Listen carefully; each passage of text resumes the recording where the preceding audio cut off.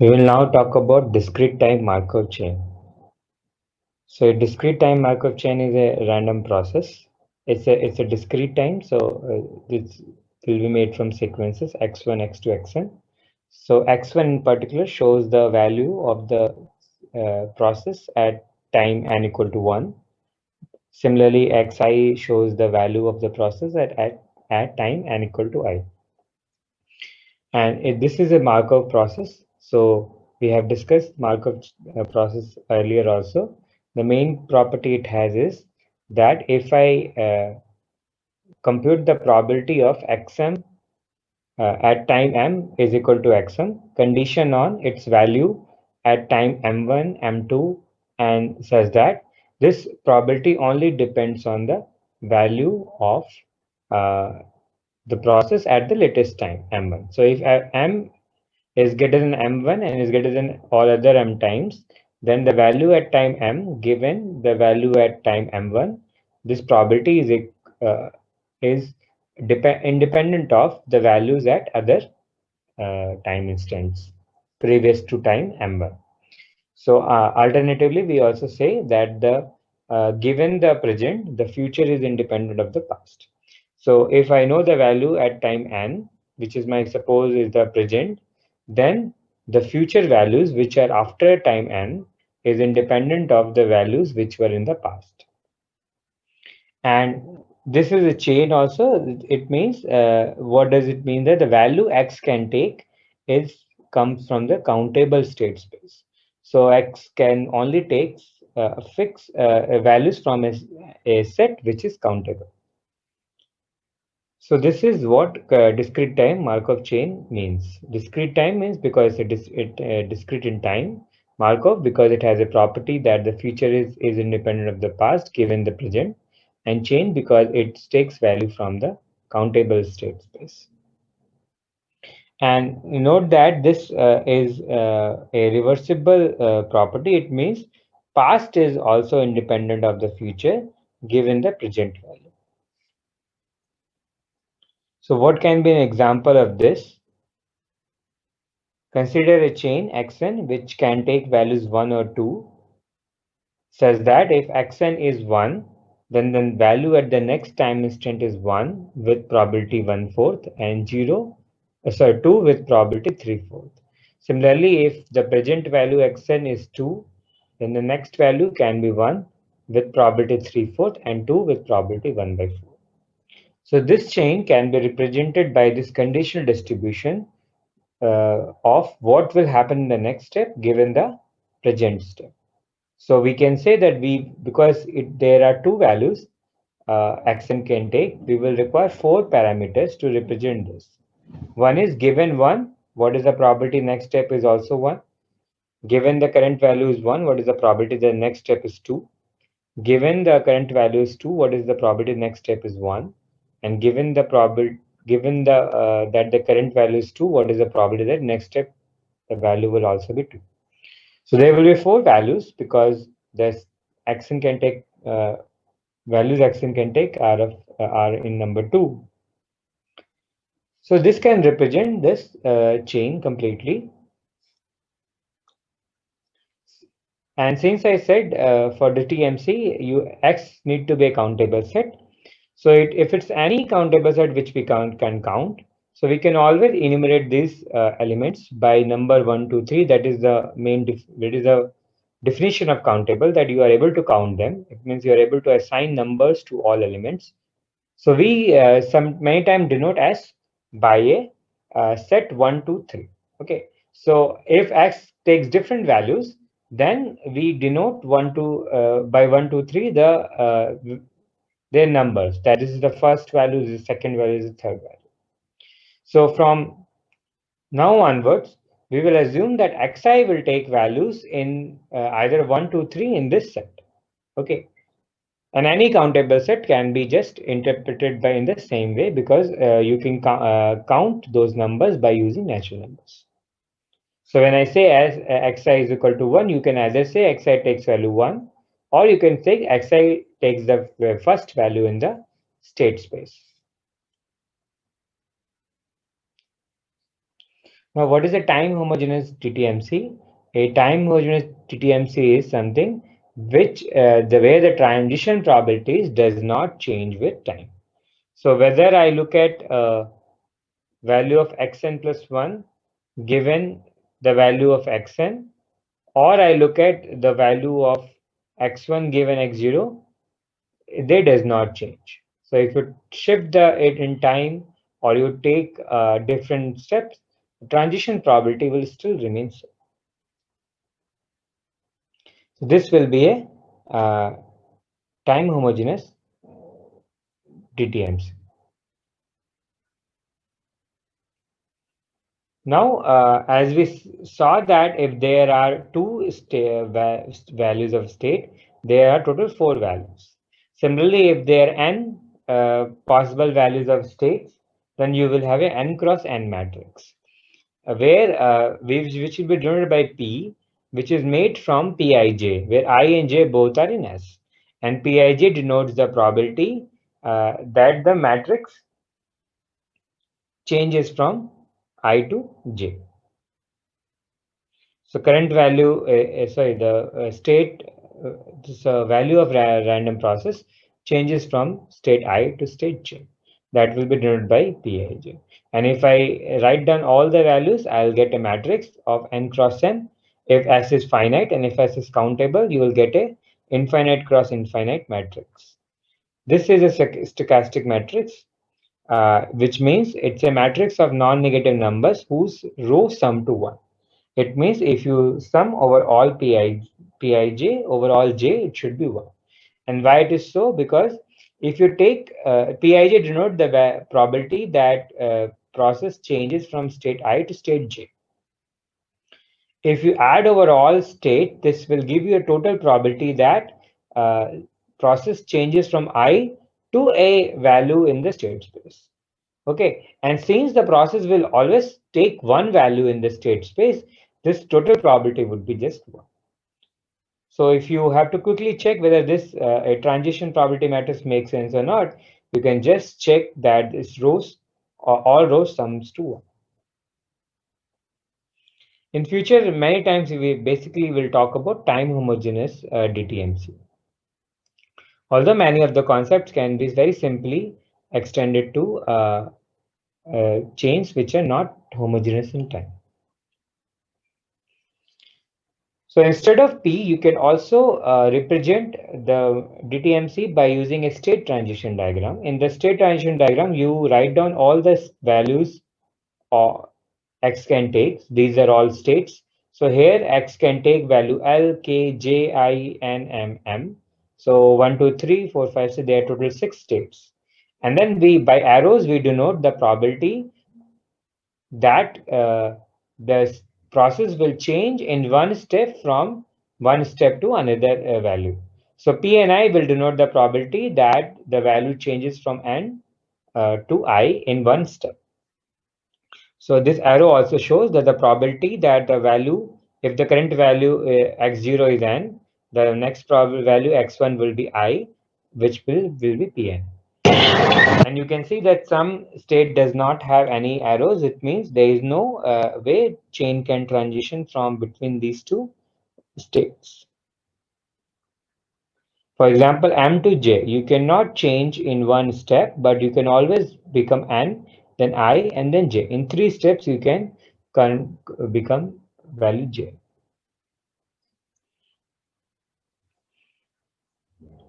So how do we construct this chain? Suppose mu is the initial distribution. It means initially x0 can take different values of state with the distribution mu. Then if I have to compute the probability that current value is I0 and x1 is I1 and x2 is I2, I can compute this probability using the transition matrix P. So this by chain rule can be written as probability of x0 is I0 multiplied by probability that x1 is equal to I1 given x0 is I0 multiplied by probability that x2 is I2 condition on x1 is I1 and x0 is I0. Now from Markov property, if I condition on x1, I do not need the conditioning on x0. It doesn't play any role. So this will be just probability of x2 is I2 given x1 is I1. Now this is the initial probability, so that will be mu of I0. This is one step probability from going from I0 to I1, so this will be P I0 I1. And this is also the one step probability from going from I1 to I2. So this will be probability I1 into I2. So you can compute any distribution of or evolution of a chain by this method. Okay. And so this way you can determine FDD, which in turn specify distribution of paths DTMC can follow.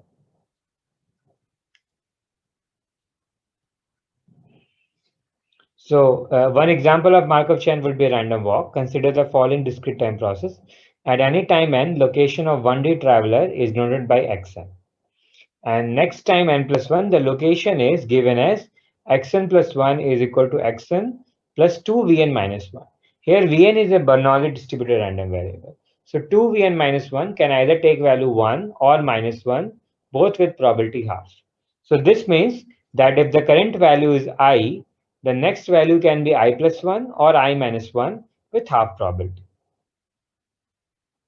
So here, there are only at every state value, there are only two transitions possible. Either the value can increase or decrease with half probability. So this way we can construct the transition matrix and the state transition diagrams.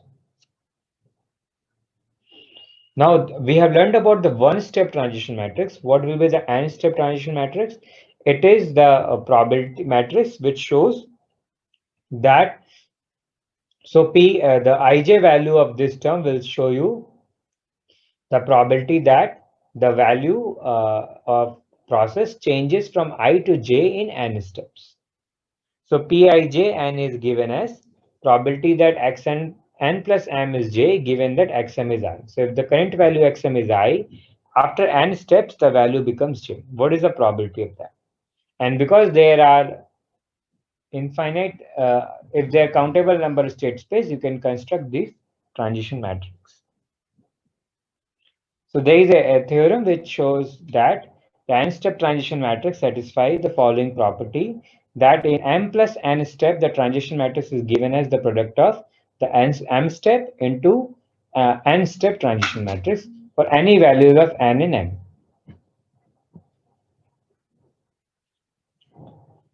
So how do we prove this? We can just take a very simple example. Suppose n and m is both 1, then the m plus nm is 2. So two-step transition probability is given as probability that x2 is j given as x0 is I. And to compute that, we know that to go from x0 to x2, there is one step x1. And x1, there is no conditioning on x1. So x1 can take any values. So I will add over all those events where x0 is I, and then x1 become k, and then from k it changes to j. And k can be anything. K can be any step. So all are exclusive, mutually exclusive events also, because if x1 is k, x1 cannot take any other value. So if I add over all those exclusive values, I will get a total probability of 2 steps. So this probability is given as probability that x1 is k given that x0 is I, multiplied by probability that x2 is j given that x1 is k. You add it over, and what you get is pik into pkj summation over all k. And this is nothing but if a matrix ij element is given by this means it is a multiplication of these two matrices. So P two-step matrix is nothing but P square or P into P. And if you apply this recursively, you will get the above theorem.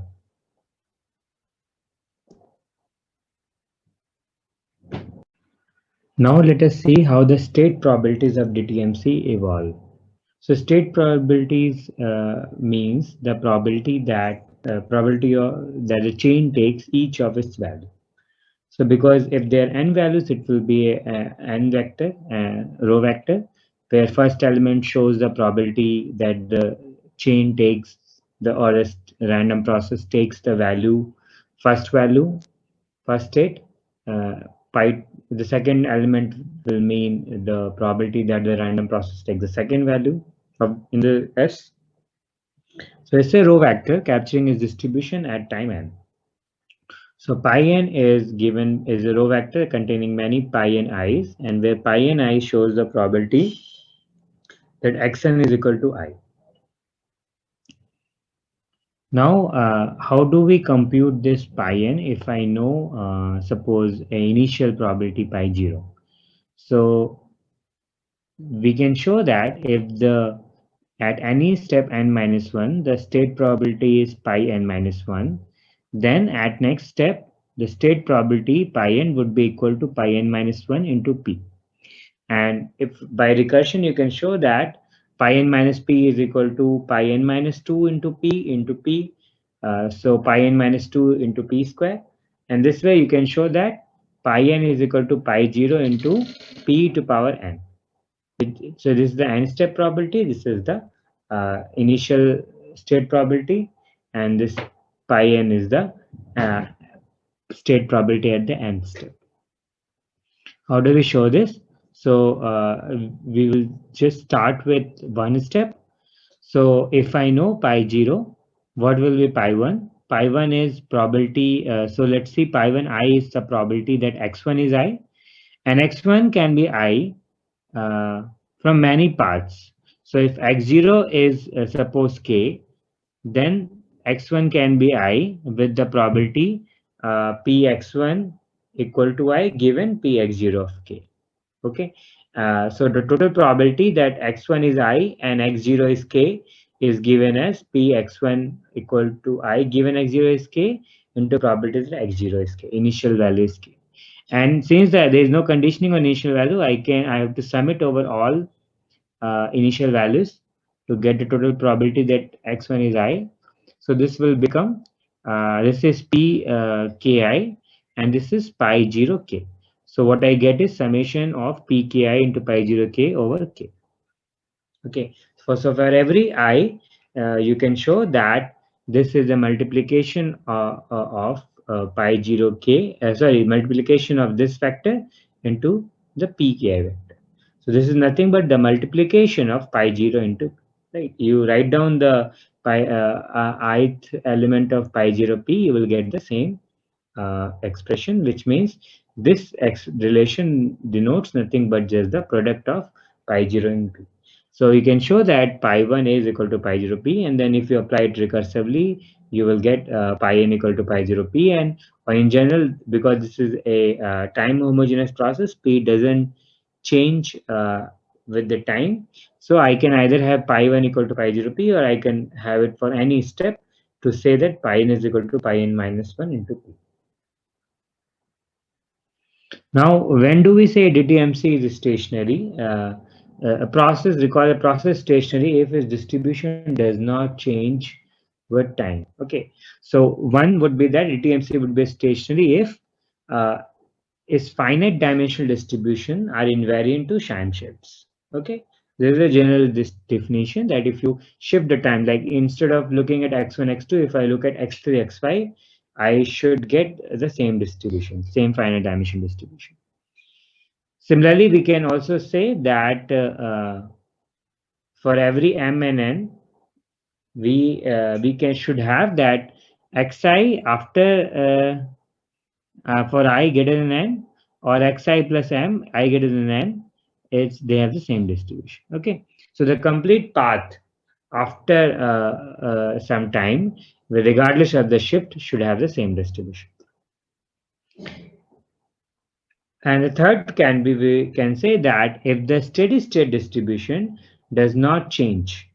Okay, so this is only on the marginal. Instead of looking at exact all distribution, we are only saying that if the steady state distribution, sorry, if the state distribution does not change over time, this also means the DTMC is stationary.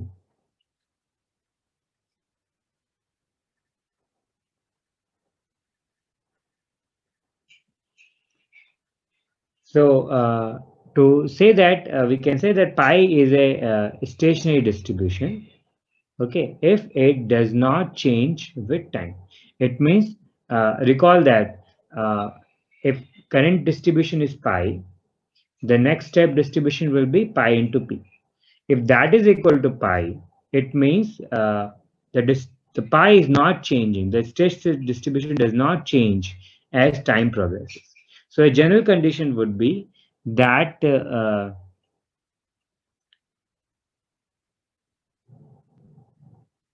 we can say pi is a stationary distribution of a DTMC or invariant distribution of DTMC if uh, pi p is a stationary process.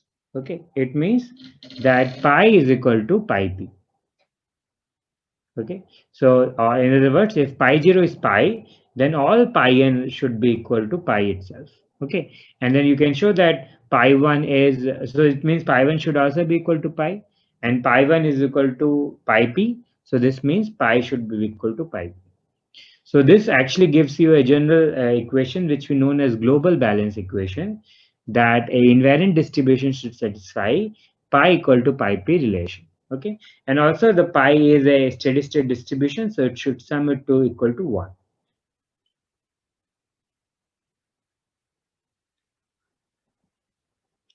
So let us look at a different interpretation of this global balance equation also.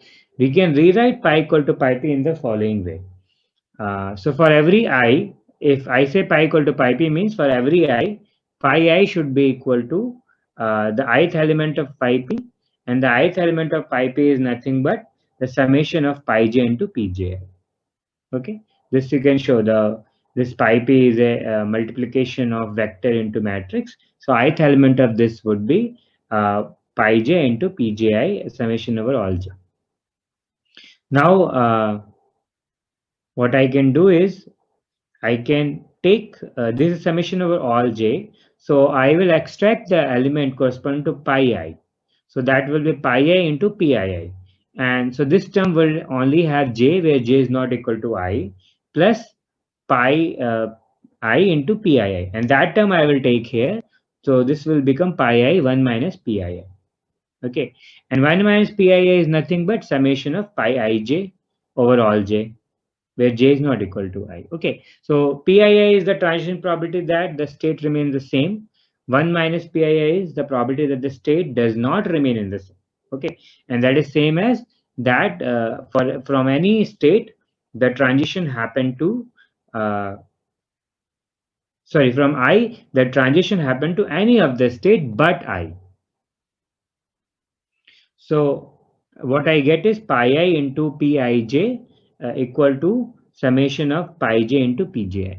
Now, if you look at pi I is the probability that the state, the process in the state I, and then pij is the probability that the process change value from I to j for any j.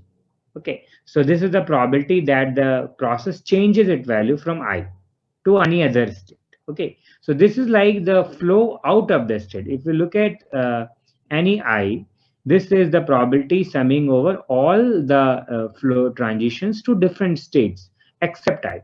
Okay, so if I draw a boundary, all that pointing out would consist of making this flow, and pi is the probability being in the state. So condition, this is the conditional probability of going out, changing the flow out of state I, and this is the probability of being in the state I. So this multiplication will give you total flow outside the state I. Okay, similarly this is from every possible j, this is a probability that the changes from j to I. So this is the total flow in the state I. Okay, so global balance equation, in other words, can be written as that the total flow out of the state I should be equal to flow into the state I. So if I make a circle where I enclose a state, total flow which is going out should be equal to total flow which is coming inside. So either you can use this pi equal to pi I, or you can use this flow for every state, you will get the invariant distribution. Let us see one example of this. Suppose I talk about a random walk experiment with step plus minus s, but this is a bounded random walk, which means there is a reflecting boundary at x equal to 2s and x equal to minus 2s. So at every time the value changes by plus s or minus s, but it becomes 2s, it stays there. It doesn't go there, and it always decreases in the onside. So whenever it hits the boundary, it can only decrease. But otherwise, it can only increase and decrease both in the same magnitude. So this motion have 5 possible values. It can take 2s, s, 0, minus s, or minus 2s values. Okay, and this is a homogeneous Markov chain, which means the probability, transition probability is not changing. So how do we compute the invariant distribution of this chain? So first I'll draw the state diagram. There are 5 states, noted that, and we know that from 0, the state can become S by 0.5 probability and state can become minus S with half probability. Okay, so from 0 it can either become S or minus S with equal probability. Similarly from S it can either become 2S with half probability or 0, it can decrease with half probability. From 2s it can only decrease because it's a reflecting boundary, it cannot increase more than that. So from 2s, if the next step would be s, always with 1 probability. So the transition diagram, if you write down, you will get this 5 cross 5 matrix denoting all transition probabilities. And you can note that maximum there can be only two types of transition from every state. So if you look at the global balance equation here, what you get is, suppose the probability of this is pi1 and the probability of this is pi2, pi3, pi4, pi5. Then what I know is pi1 into 1, that is the flow outside this state, should be equal to the flow inside this. So pi1 into 1 should be equal to pi2 into half. Okay. Similarly at minus s, the flow outside is pi2 into half and pi2 into half, and the flow inside is pi 3 into half and pi 1 into half, pi 1 into 1. Okay, so these are the two global equations we got. Similarly, we can write down the global equation for everyone. So we get total 5 equations. So if I denote pi as p1, p2, p3, p4, p5, where pi denote the probability of the ith state, I get this 5 equations. Okay, recall from this, what I get is p1 is equal to p2 into half, which is this one. From here, I get P2 is equal to P3 into half plus P1, which is this one. So if I solve this, what I get is P1 and P5, which are the probability of this and this is 1 by 8, and the rest all are 1 by 4, 1 by 4, 1 by 4. Okay, so this is the invariant distribution. You can verify that if I start with pi and I compute the pi 1, and which is the probability at the next step, I'll get the same distribution.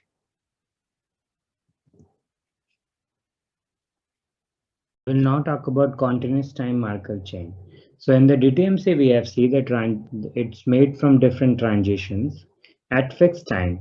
So transition can occur at any time instant at particular time steps.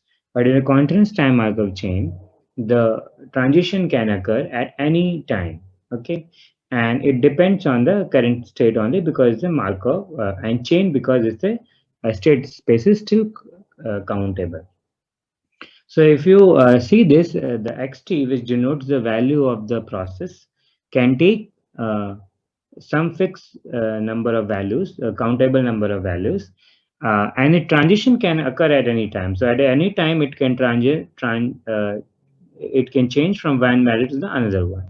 So if you look at this, relation will look like a staircase function with discontinuous at random point TIs. Okay, and again, this TIs were fixed. They can happen only at the fixed time instance in discrete time Markov chain, but in CTMC, they can occur at any point in time. So if we form a sequence by collecting values at these points, and also then we will just get the DTMs. Which means if I remove these transition times and just collect them as xi is equal to xt equal to ti at different time transition times, then we just get the DTMC. Okay, so CTMC is basically DTMC with transition times. So at any time, the state probability of ith state is pi I t is given is nothing but the expected value that xt is equal to I, or the probability that xt takes value I. At two time instance t1 and t2, the transition probability is given as pij is equal to t1 comma t2 is the probability that xt2, the value at time t2 is j, condition on the value at time t1 is I. Okay, so just same as the discrete time where you compute the transition property from one to another time instance. Here, since the time is continuous, you can take any two time instance and compute the probability that the state was at time t1 was this one, and from this condition on that, the value at time t2 becomes this. And of course, if the T1, T2 changes, the transition probability can change. Even if their interval changes, this probability can change. Okay, so there's nothing like how much time is one step, right? In the DTMC, there was like in one step it changes this one. Here, there's nothing like one step. Okay, in time, in same interval, it can take multiple time changes or some small time changes. In homogeneous changes, the transition probability only depends on the time difference, which means if I take two time T1 and T2 with a 2 second delay, the probability is same no matter where I take the T1. So probability from 2 to 4 second or 6 to 8 second is same. Then it means this chain does not change with time. I mean the chain properties does not change with time. It will become a time homogeneous chain. So in that case, transition probability already depends on the time difference tau.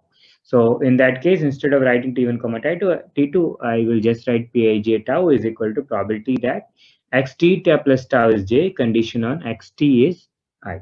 And this probability does not depend on t.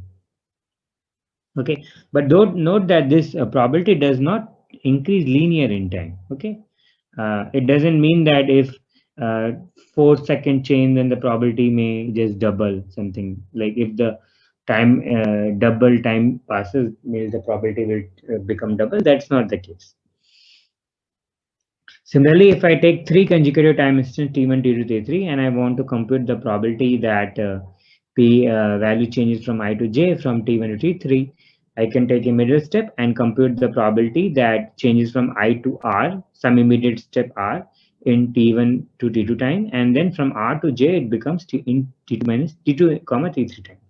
If I add over all immediate step, I get a total probability that changes from I at T1 to J in T3. Okay. Similarly, for homogeneous changes, only the time difference matter. It means the total transition in tau plus tau dash time can be written as the probability from I to R in tau and then from R to J in tau dash time. The transition probability can be given in terms of their rate of change also with respect to time. So let lambda ij is given as Pij first derivative. So Pij tau denotes the probability that chain changes from I to j in tau time.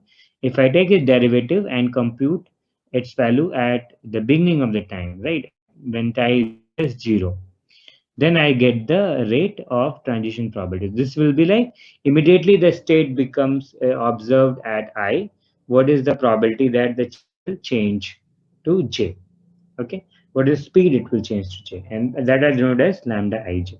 So if the time is short, I can say that condition that xt is I, probability that xt plus delta t becomes j is nothing but lambda ij into delta t. Okay, this is from the derivative definition. And now note that for any I, probability that from any I, it becomes takes value j. If you sum it over, it becomes 1. Okay, so if you differentiate this with tau, you get lambda ij. So from this, I will get that summation of lambda ij should be j. Okay, so this means lambda ii plus sigma lambda ij, where j is not equal to I, should be 0. Or in other words, lambda I is nothing but minus of summation lambda ij. Okay, or summation of lambda ij is equal to minus of lambda ii. So here lambda I denote the probability rate to stay in the same state, and lambda ij shows the rate of switching to another state j. Okay, and lambda I is actually negative. You can see that lambda ij is summation, so lambda I is minus lambda ij. Lambda I is negative because as the time passes, there is less and less probability to stay in the same state. Okay, so if I denote the negative of this as mu I, which is positive, then I can say the probability that xt is I given that the probability after time delta t also the state remains I is 1 minus mu I delta t, which means with time t this is decreasing. Okay.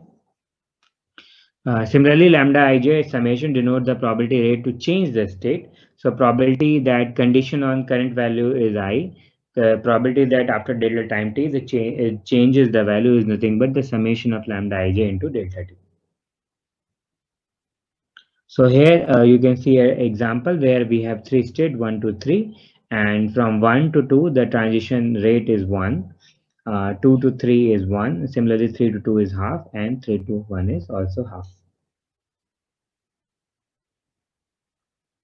So suppose the current distribution is pi 2, then for any state I the probability of being in state is pi I t. So after time t the probability of being in state j is pi j t plus tau is equal to sigma pi I t into pi j tau. Okay, so if I differentiate with respect to tau and then let tau goes to 0, what I get is the derivative of pi j t is equal to sigma of pi I t into lambda ij, which is equal to pi j t lambda jj plus summation of pi I t into lambda ij. So for stationary invariant distribution, we know that pi j is equal to 0. So from this, what I get is pi j 0 into lambda j t is equal to summation of pi I 0 into lambda I j t equal to 0. So from this, what I get is lambda j 0 is equal into mu j is equal to summation of pi I 0 into lambda I j t. So this is the invariant distribution which you get in the case of CTMC. Now let us take an example of birth-death process. Consider a population where birth and death occur at random intervals. Denote current population at xt. So if at every event xt either increases by 1 or decreases by 1, xt is a Markov chain, C is a continuous time Markov chain, and it takes value 0, 1, 2, and it discontinues, it is equal to plus 1 or minus 1. And if you plot it, will look like this. Every increase shows that the value is increasing, and then decrease shows value is decreased by 1. So in this case, lambda is different from 0 only if I is equal to j and or j minus 1 or j plus 1. So there is only three transition possible. Either I becomes same, or it increases 1 or decreases 1. So xt is specified in terms of two parameters, alpha I, which is lambda I to I plus 1, and beta I, which is lambda I to I minus 1. So in that case, lambda I is nothing but minus mu I, which is minus alpha I plus beta I. If you denote the chain in the state space, you get like this. So for any value 1, you can become 0 or plus 2 with these state transition rates. So if I have to compute this probability that xt is n minus, condition on xt is n minus 1, probability that at delta t time this becomes n is nothing but alpha n minus 1 into delta t. Similarly, if it is n plus 1, it becomes n by this, and it remains at the same is given by 1 minus alpha n plus beta n into delta t. So if I have to compute it invariant distribution, I write down the equation, right, for different states for 0 and 1, and then I solve it. So if you solve it, what you get is that these two equation you will get if you solve it. Lambda pi 0 is equal to mu pi 1, lambda plus mu pi n equal to lambda pi n minus 1 plus mu pi n plus 1. If you try to recursively solve it, what you get is pi 0 is 1 minus lambda by u, and pi n is equal to p 0 into pi 0 into lambda by mu into n.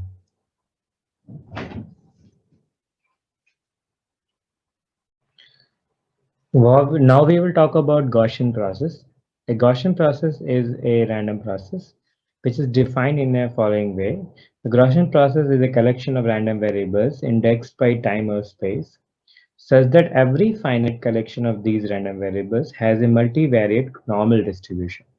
So this means if xt is a Gaussian process and I take n time instants t1, t2, tn, then this xt1, xt2 denotes the value of random process at time t1, t2, and tn, and these are all random variables, right? So we know that the value of random process at a particular time instant is a random variable.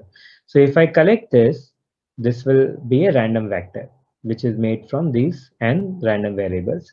So this random vector will have a Gaussian distribution. Okay, so if we denote this by capital X, bold X, then this X is a normal distribution with mean mu and variance sigma. Okay, so what does this mean? That the distribution of joint distribution of all those random variable up to x1 to up to xn is given as exponential half x minus mu transpose sigma inverse into x minus mu divided by 2 pi k sigma. So this is for any k tuple of random variables. Okay. So this is if this is just case one, then you just get the Gaussian standard Gaussian distribution with mu, mean, and sigma variance, sigma square variance. Otherwise, you will get this.